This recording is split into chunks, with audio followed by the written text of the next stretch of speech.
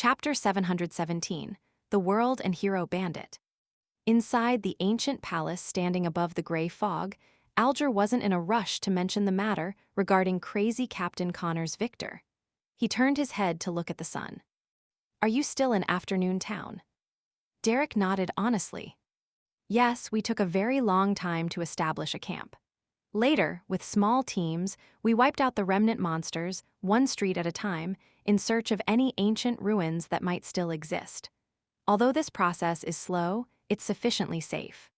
His answer was extremely detailed, and it gave the impression that Mr. Hanged Man could ask more questions if he wished to know more. Audrey listened with interest as she raised her hand slightly. "With all of you staying in Afternoon Town for so long, what do you rely on for food? Is there any black-faced grass nearby?"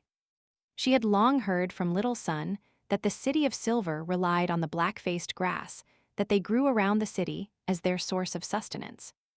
"We carried a portion of powdered black-faced grass, but the main source of food comes from hunting those monsters. Once the Beyonder characteristic is expelled, a large proportion of them can be eaten once we skin them and roast them with fire. However, there's a certain degree of corruption in the meat, which will result in psychological problems.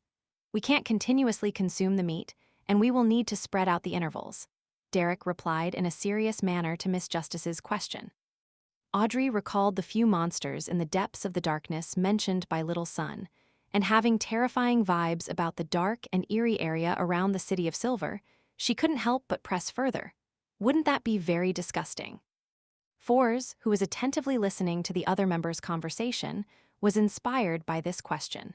She deliberately didn't look at Emlyn as she asked Derek with piqued curiosity, "I remember you mentioning that monsters in the depths of the darkness include vampires.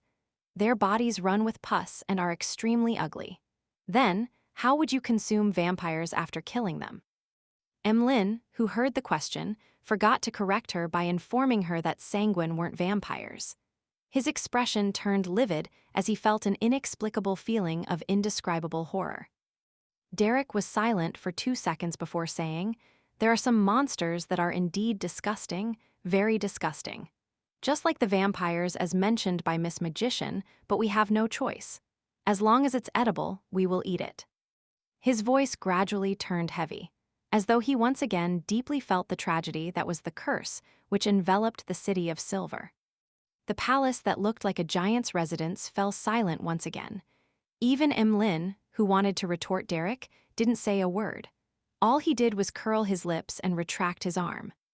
A few seconds later, the world broke the silence with a chuckle. "Let's return to the sea. There have been certain matters that require your attention.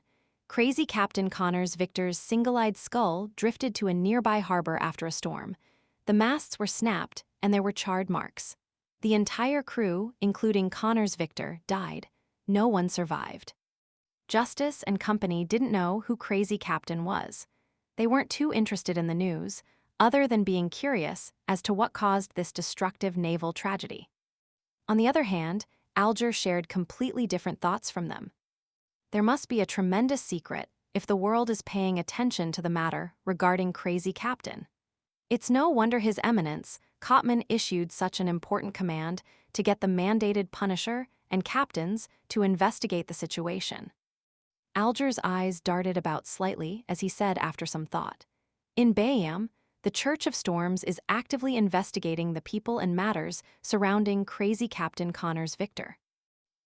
There's no need for me to commission it." Klein chuckled inwardly and got the world to directly ask, "What clues does the Church of Storms possess?" "I have no idea. I'll try my best to understand the situation." Alger frankly shook his head. He believed that the world understood what he was implying, that he wasn't exactly sure, but he would sound out what the church knew. Audrey, who was listening out of curiosity, realized that the matter regarding Crazy Captain wasn't simple.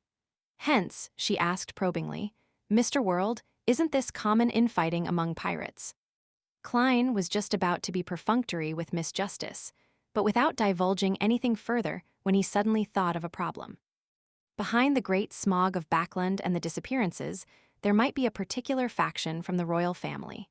It also included some military personnel.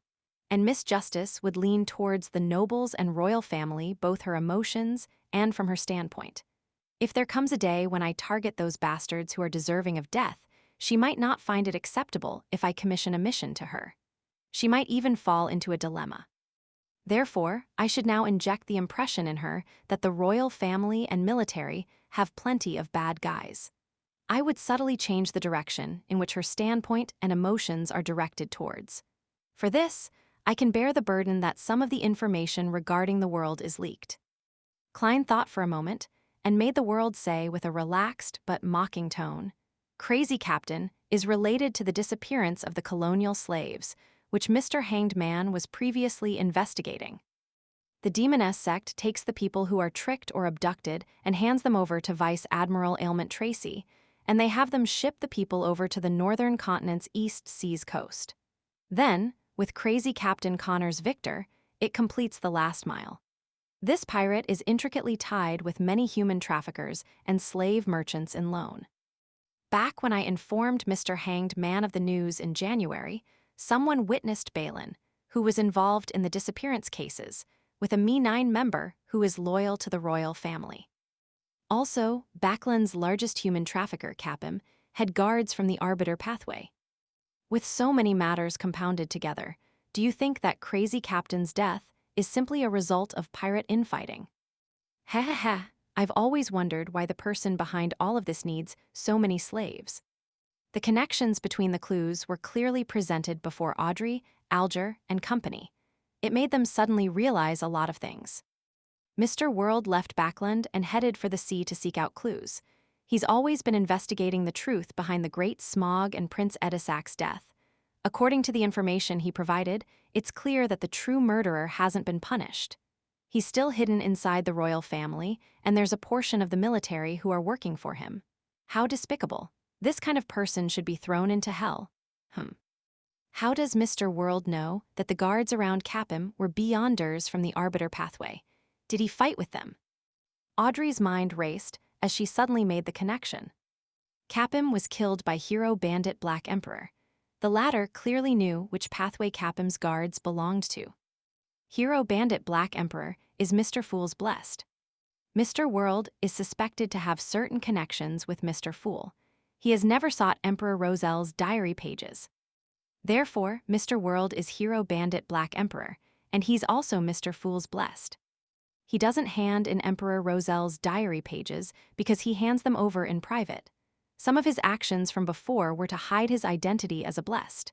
This is a test given to him by Mr. Fool. It's really hard to connect Mr. World with Hero Bandit Black Emperor. The latter feels like a hero. Audrey felt like she had stumbled upon the truth as she began to wonder what kind of person Mr. World, who is also Hero Bandit Black Emperor, was actually like in real life. Alger and Catlia instantly understood why Jayaman Sparrow had attacked Tracy. This blessed was seeking out the truth behind the Great Smog of Backland. And the truth hidden behind this was something Mr. Fool was interested in. Fors and Emlyn, who lived in Backland, also vaguely sensed something when the world mentioned Capim. After all, Hero Bandit Black Emperor's legend was rather striking in the recent half a year. He became an important character in many run-of-the-mill novels. Even Fors herself had thought of making him the protagonist in a love story between a hero bandit and a young royal lady. They finally understood why the world had noticed in time that something was brewing in Backland and that a tragedy was about to happen. This was because this gentleman had been tracking the corresponding clues the entire time. From the looks of it, the matter in Backland is far from over. There will likely be another accident in the future. I really wish to flee from this place immediately, but Zio definitely wouldn't want to. I have no way of explaining this to her. Fors suddenly had thoughts of fleeing Backland. Emlyn wasn't too afraid. From his point of view, the Sanguine's important figures were in Backland and were definitely able to provide some protection if a disaster really happened.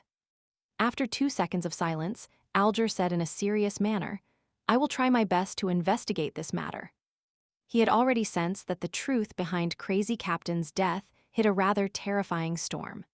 As such, he was a little apprehensive and afraid, but he also trembled with excitement that he was involved in the most important matter regarding the southern and northern continents. After Katlia heard that, she nodded. I will also seek out relevant information. If there are more clues provided, perhaps I might be able to help. Klein thought for a moment before letting the world speak frankly. On the night of Crazy Captain's death, a high-sequence Beyonder suspected to be from the Black Emperor pathway appeared on his ship. However, this demigod managed to escape before John Cotman arrived. Black Emperor pathway demigod. Alger and Katlia ruminated over these phrases as they considered an angle of attack. Audrey and company were astonished that the Tarot Club had discussed the development of demigods to something directly involving demigods. The cases that they were involved in were really increasing in level. As for Derek, he didn't understand a thing.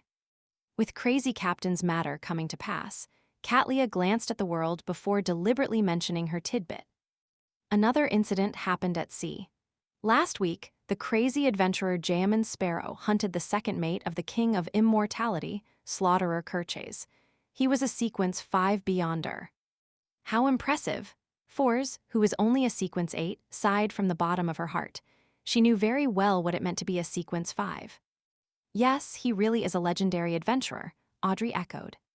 Emlyn turned agape before he closed his mouth. He felt that he was still a distance away from that level. Alger said without any signs of unrest. It's because of this that the investigation of Jayaman Sparrow's origins has become an important mission of the various major organizations. Are you implying that the Church of Storms has gotten you to investigate me? Klein instantly read in between the lines as he made the world chuckle. I wonder where I can claim this commission. I wish to use some unimportant information in exchange for money. I have some understanding of Jayaman Sparrow. Oh, Mr. World is hinting that he doesn't mind me exchanging what appears to be important, but, in reality, is actually meaningless information regarding Jayaman Sparrow in exchange for rewards and trust. The hanged man nodded in enlightenment.